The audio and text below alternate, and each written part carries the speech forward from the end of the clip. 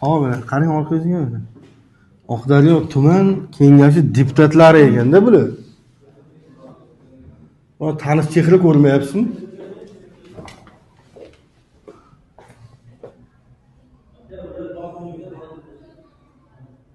Tanish chehra yo'qmi?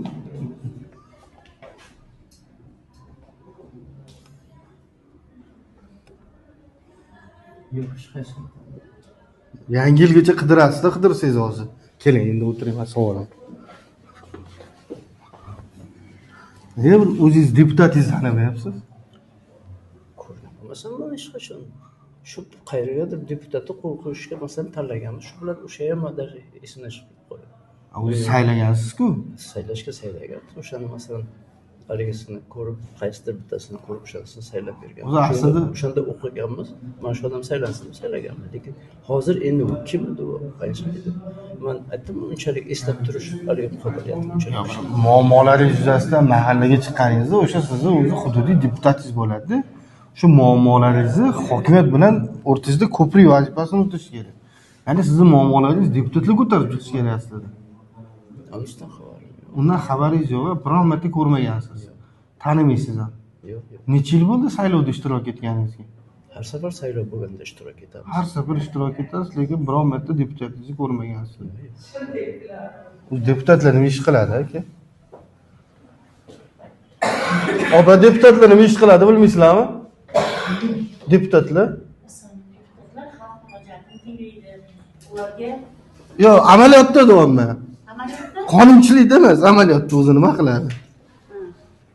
Deputatlar amaliyotda o'zlarini ishlarini qiladidan, o'zlaridan ishlaridan tashqari ham amaliyotda fuqarolar bilan xalqni dardini tinglash kerak. Qanaqangidir davlat bilan xalq o'rtasida bir ko'prik bo'lishi kerak. Deputatlar. Kerak. Tog' deputatlarni tanimayaptilar mana. Hammasini ko'rsatib chiqdi mana rasmlarni. Qaysi mahalladansiz? Yangi masjid qurilyapti-ku. O'sha yerda. Deputatlarni so'rayapmiz aka. So'rov o'tyapmiz, mayli? Yig'ilish keyin yo kiringiz yo chiqingiz. Yo'q, opalar kim o'zi? Mahalla raisi. O'sha mahalla raisida vakolatlar doirasida savol javob qilmayman aka. Mumkinmi yo sizdan so'rab savol javob qilaymi aka? Sizdan savol javob siz so'ramadingiz, chaqirib beramiz, bo'ldi. Yo'q, bo'ldi, chaqirib beraman. Erkin savol javob qilyapman aka. Assalomu alaykum. Bo'ldi, tashkillashtirsinlar aka. Bizning ishimizga aralashadilar. Saylov okrugingiz necha bo'lgan? Okrugingiz mana saylovga borgansiz, o'sha okrugi bo'ladi.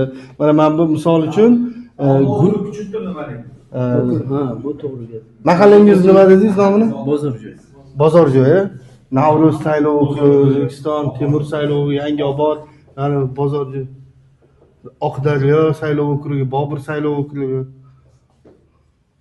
Bozorjoy bormi? Dahbet saylov okrugi bor ekan. Mana Dahbetdansiz-ku? Mana opa sizni deputatingiz ekanlar. Hamroyeva Dilnoza Temurovna. Yaxshilab tanib oling. Qachon ko'rinmagan bu ayol? O'sha spiskga tushganda O'sha so'rayapman sizda. masalan mana bahordan shu vaqtgacha shuncha tashvishlar bo'lib, biror marta xabar oldingmi? Yo'q, bilmayman. Yo'q, mana hozir opani mahalla raisini gapini eshitdingizmi? Sizni muammolaringizni deputatlar o'zi aslida ko'tarib chiqish kerak edi, amaliyotda. Ha, amaliyotda. Lekin bunaqa narsa bo'lmaydi. Qonunchilikda ham xuddi shunaqa. Siz bilan hokimiyat o'rtasidagi ko'prik vazifasini o'tash kerak. Misol siz kelasiz hokimiyatga, sizni masalalaringizni kimdir ko'tarmaydigan bo'lsa, siz deputatga murojaat qilishingiz kerak.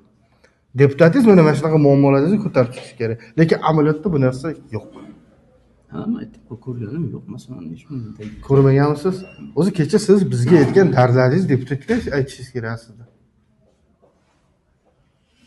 Endi eshitamiz.